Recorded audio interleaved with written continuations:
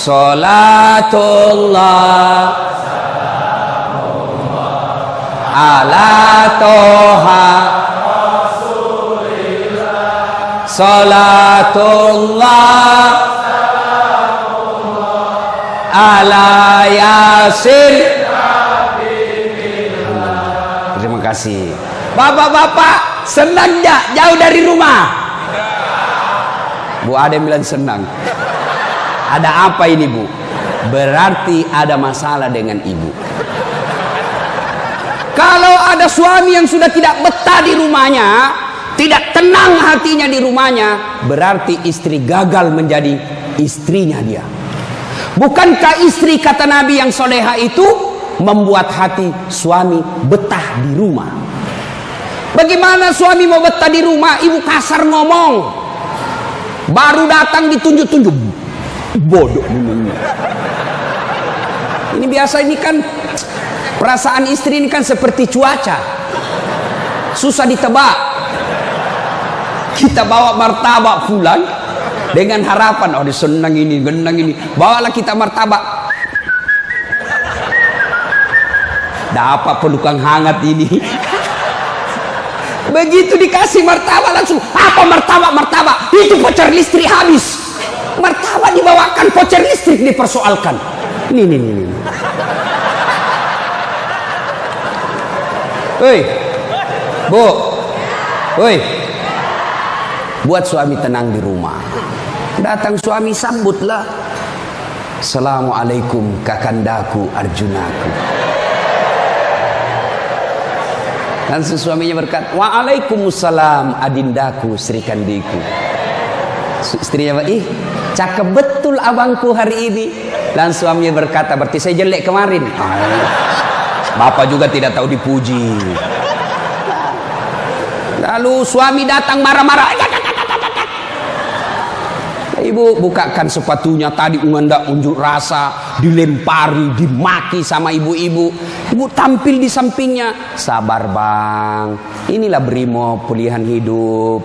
Insya Allah kesabaran abang menjadi amal di sisi Allah. Jangan cari rasa penghormatan dari manusia, carilah ridha Allah. Abang bekerja sama polisi menjaga keamanan Republik, itu jadi amal supaya Ustadz Dasat bisa ceramah, kami amankan Indonesia. Jadi amal jariah. Lalu begitu duduk suami, bukalah sepatunya itu yang sudah mulai lusuh, sambil ibu menyanyi, bila kamu di sisiku, hati rasa syahdu, sambil peluk cium. Senang sih. Itu senang, kasihan. Pas sampai lagi dapur berantakan, suami marah-marah. Apa kau kerja ini? Berantakan semua dapur. Ibu langsung peluk dia dari belakang sambil menyanyi, insaflah wahai manusia.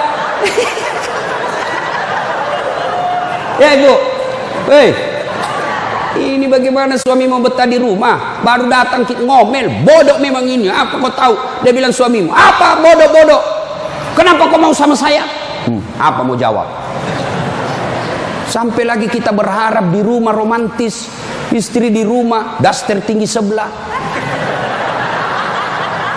bau asap, mukanya ndak jelas, ada lagi ketimun disimpan di matanya. Nonton sinetron, dia angkat keteknya sambil dicabut. Bagaimana kita tidak cepat sakaratil maut? Hei, Bu, buatlah suami betah di rumah, supaya suami berkata, meskipun saya menderita di jalan, meskipun saya susah diunjuk rasa, meskipun saya dimaki sama komandanku, tapi ada istri di rumahku, bidadari dalam surgaku. Bisa ibu?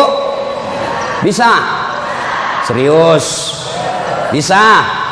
Nah, itu semua bisa kita lakukan apabila kita sabar. Yang kedua, sholat. Bapak ketika ada masalah, perbaiki sholat. Bapak mau jadi Kapolres, mau jadi Danton, mau jadi Kapolda, tidak usah cari muka sama pimpinanmu. Capek cari muka sama manusia. Siap. Tidak laku men. Cari muka kepada Allah. Kerja saja tugasnya seperti profesional. Kata Pak Jenderal tadi, lakukan yang profesional. Meningkatkan sumber daya polisi, kirim pendidikan, jaga akhlak, perbaiki attitude. Insya Allah Bapak lakukan itu, Allah yang ngurus pangkat jabatannya Bapak. Kalau Bapak cari muka sama pimpinan, ganti, cari muka lagi yang baru, ganti lagi, cari muka lagi.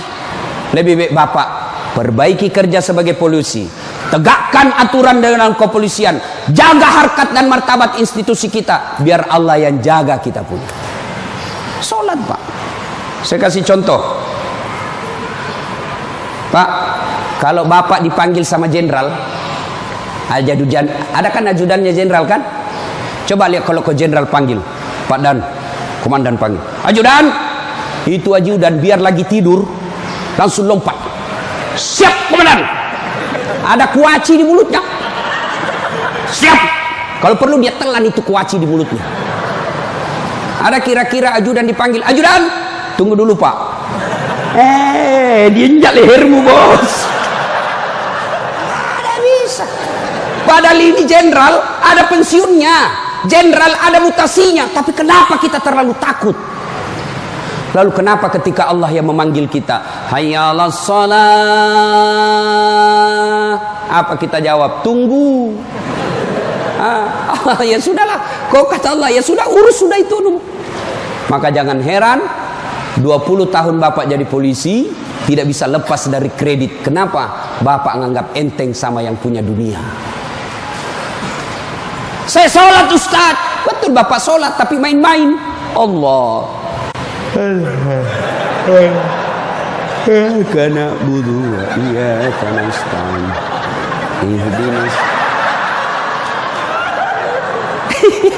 Siapa yang kau sholat begitu? Allah.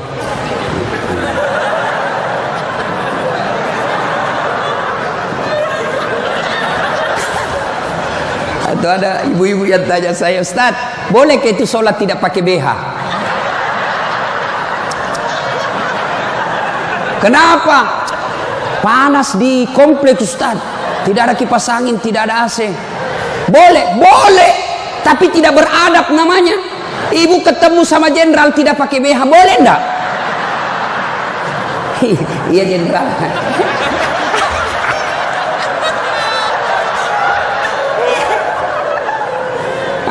Maka jangan heran Bapak bertahun-tahun sholat tidak bisa baik hidupnya. Kenapa? Bapak sholat semau-maunya. Sholat yang dicari duit. Allahu Akbar. Rakaat kedua. Tadi 100.000 duit saya. Beli nasi bungkus 50.000. Voucher 30.000. Mana yang 20.000? Allah. Mana sih simpan? Allah. Bagi assalam. Oh, di bawah sadel. Bapak selama sholat cari duit. Ya. Ya. Maka begitu ada masalah Pak, perbaiki sholat. Di komplek kita ini, tiba waktu azan, Bapak tidak latihan dan tidak sibuk, datang ke masjid. Sudah sampai ke masjid, yang dari sana, yang dari pintu sana menghadap kemana? Menghadap kemana? Kemana? Barat. Mau orang Sulawesi, mau orang Jawa, orang Papua, orang Medan, datang ke masjid, menghadapnya sama ke barat. Tidak mengatakan orang Sulawesi Selatan dia menghadap ke selatan, dia orang Jawa Barat dia menghadap ke barat. Tidak. Nah, itulah makna pentingnya amanah dari jenderal kita tadi. Kita ini satu kesatuan. Tidak boleh ada berkata polisi Bugis, tidak boleh berkata polisi Jawa, polisi Papua. Tidak. Anda kalian adalah polisi Republik Indonesia. Coba lihat kalau Bapak sholat, boleh enggak pakai bahasa masing-masing? Boleh? Enggak boleh, kacau Pak. Coba kalau kita sholat pakai bahasa masing-masing. Yang jadi imam keturunan Arab. Allah Allahu Akbar. Makmum brimob dari Bugis, dia takbir pakai bahasa Bugis. Pungallahu ta'ala malopo. Sudah ribut kan orang langsung. Datang lagi orang Padang, dia takbir Allah nan gadang. Lah, tidak balik lagi. Padang. Mana datang lagi jamaah yang Allah ganal bujur. Kutai. Terakhir anak gaul dari Betawi. Allah gede banget gitu loh. Kacau kan? Begitu juga di polisi. Kalau rakyat Indonesia saja selalu disampaikan jangan berpecah belah, jangan bertengkar, kalian satu rakyat Indonesia. Apalagi polisi harus lebih bersatu. Jangan rakyat kita bersatu, polisi berpecah belah. Oh kami brimob, oh kami Kopassus Densus, oh kami Gegana. Enggak, kalian adalah polisi rakyat Indonesia. Bagaimana agar muncul persaudaraan? Kata Nabi, umatku itu, polisi itu kalau diaplikasikan dalam polisi itu seperti badan ini. Coba lihat badan kita Pak, satu sakit yang lain ikut merasakan. Tangan kanan gatal tanpa disuruh kiri yang garuk, tangan kiri yang gatal tanpa diundang kanan yang garuk. Gatal dua-duanya kerjasama. Begitu kalian jadi brimob, begitu kalian jadi polisi. Coba ada anak muda lagi jalan malam-malam, tahan tuh kakinya, kaki tahan tuh, semua ikut merasakan. Pertama yang bereaksi mulut,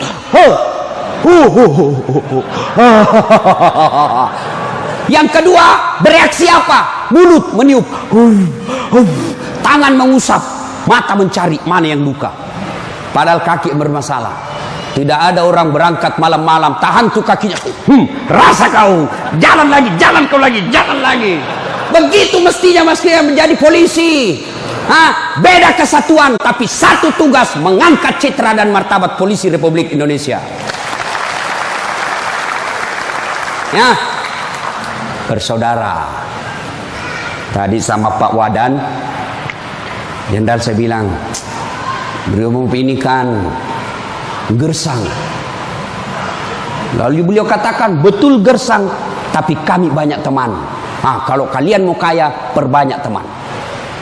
Saya juga begitu Pak. Saya ini tidak banyak duit, tapi banyak temanku. Temanku banyak duitnya. Ada Pak Kapolri, ada polisi macam-macam. Dia bilang, Pak Kapolri bawa ini kartu nama aku Ustaz, simpan depannya, langsung dia hormat sama Ustaz. Aman Jenderal.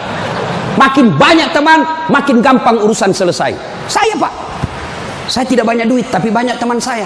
Di Makassar hampir tidak pernah laku duit saya. Di mana-mana saya gratis. Makanya istri saya senang betul kalau saya ke pasar. Baru saya turun dari mobil, ada yang teriak, Assalamualaikum Ustaz. Aman dan terkendali. Sahabat, ambil sayur, ada isi ikan. Berapa Ji? Nggak usah Ustaz. Nggak enak. Berapa? Nggak usah. Padahal dalam hatiku, memang itu yang kutunggu. Ayo Pak. Dua, banyak teman, gampang selesai masalah. Saya pergi perpanjangan SIM di Polres. Baru saya turun dari mobil, keluar Kapolres. Assalamualaikum Ustaz. Siap Komandan. Ada apa ini Ustaz? Perpanjangan SIM. Panggil Kasat Lantas. Bantu ya, selesaikan cepat. Jangan kau minta uangnya Ustaz. Dosa uang Ustaz kau makan. Ayo Pak, banyak teman, gampang selesai masalah. Maka saudara-saudaraku polisi brimob, jangan cari musuh. Kalau pribadi kalian yang dihina, selama kalian tidak terancam jiwamu, pasrahkan dirimu sebagai aparat kepolisian, insya Allah kesabaranmu menjadi amal di sisi Allah. Kecuali jiwamu sudah terancam, maka silahkan lakukan apa yang diajarkan oleh protap organisasi kalian. Bisa? Berikutnya, cintai keluarga. Ini pesannya Pak Kapolri. Sederhana dalam hidup. Syukuri diri sebagai anggota polisi. Ini perlu saya ulang lagi. Bapak-bapak ini harus bersyukur sebagai orang polisi, anggota Kepolisian Republik Indonesia. Kenapa bisa, Ustaz? Saya kasih contoh. Bapak-bapak, halo Pak polisi, boleh enggak pakai songkok begini? Boleh. Boleh, malah dicintai rakyat kalau Bapak polisi jalan pakai songkok. Boleh Bapak pakai gamis seperti ini? Boleh. Boleh pakai serban? Boleh. Tapi boleh enggak das atletik pakai bajunya komandan? Pak Jenderal, ditangkap saya Pak, polisi gadungan. Maka syukuri bajunya Bapak. Ini tidak semua orang bisa pakai bajunya Bapak coklat itu. Maka syukuri dengan cara apa? Angkat harkat dan martabatnya, tingkatkan profesionalisme, tingkatkan ilmu kalian, lalu jaga institusi. Kalau pribadi dihina, selama itu tidak menyentuh keselamatan jiwa kita, sabar saja. Insya Allah kesabaran itu, innallaha ma'as sabirin. Allah bersama dengan orang-orang yang sabar. Dan yang ketiga pesan Pak Jenderal, Pak Kapolri, apa pesan beliau? Berbuat baiklah kepada keluarga yang setiap hari mendoakan. Ini istri-istri kita. Bapak-bapak, istri, dia tinggalkan kampung halamannya di Jawa. Dia tinggalkan kampung halamannya di Sulawesi. Ikut ke suaminya sebagai polisi. Lalu kenapa ketika ikut kita sengsarakan, kita tipu, alasan rapat, ternyata pergi merapat. Teman selingkuhnya ditulis namanya di handphone komandan. Nah ini juga kalau ibu-ibu suka periksa HP. Makanya ibu jangan suka periksa HP-nya suami. Bagaimana kita tidak bohong? Setiap kita pulang kau periksa semua. Ada ibu-ibu tanya saya di Makassar, Ustaz, bagaimana supaya suami sehat jantungnya tidak serangan jantung? Apa doanya? Saya bilang, tidak usah kau baca doa. Bagaimana caranya, Ustaz? Jangan lagi periksa suamimu punya HP. Semakin sering kau periksa, makin tekanan jantung dia. Apalagi kalau dia lupa pasang passwordnya. Sampai ada kemarin di warung kopi curhat sama saya, Ustaz. Ternyata itu handphone berpengaruh terhadap tingkat kehusuan salat. Gimana caranya? Saya lagi takbir, Ustaz, baru takbir pertama, rakaat pertama, Allahu Akbar, bunyi handphone saya. Dan itu ada istriku di samping, Ustaz. Baru rakaat pertama, masih 3 rakaat ini, Ustaz. Mati didapat, diangkat istriku, mati tidak bisa husu. Istrinya langsung ngomong dari samping, ya sudah lanjutkan saja, husu saja, saya tidak angkat ini HP-mu.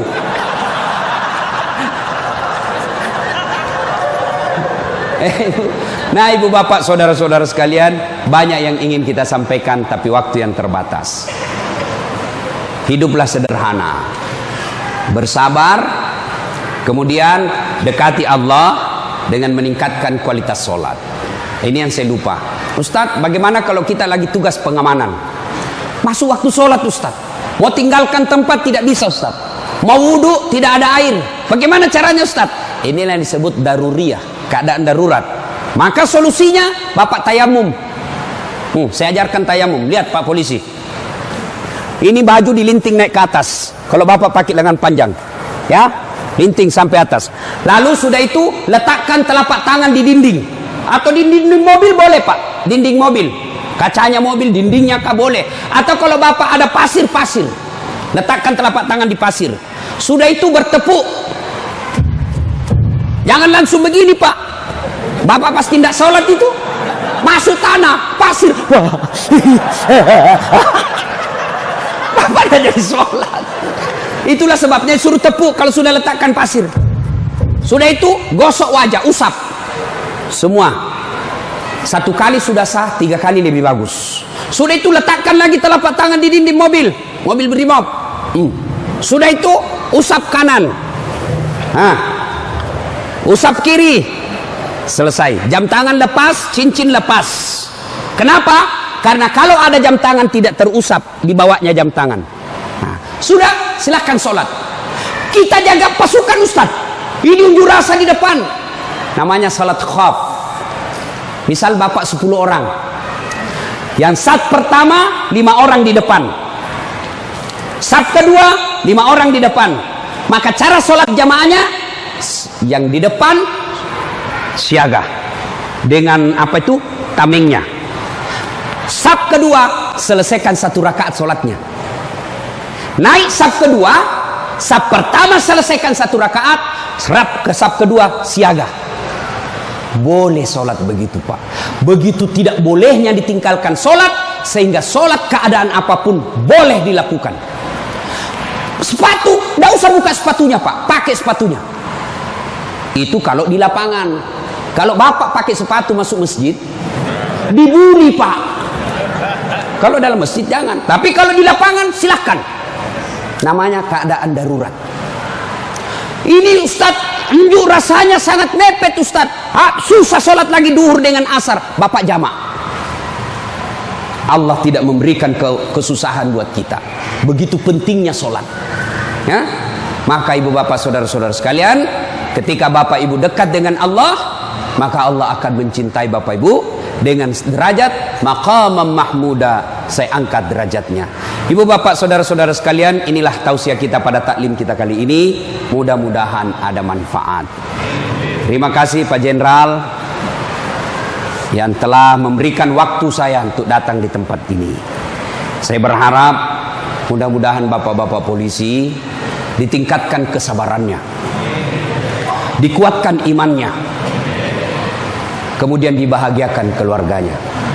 Biar bapak tinggi pangkat, biar bapak punya duit banyak, tapi istri membangkang, anak narkoba, demi Allah, Allah telah mencabut kebahagiaan hidup bapak.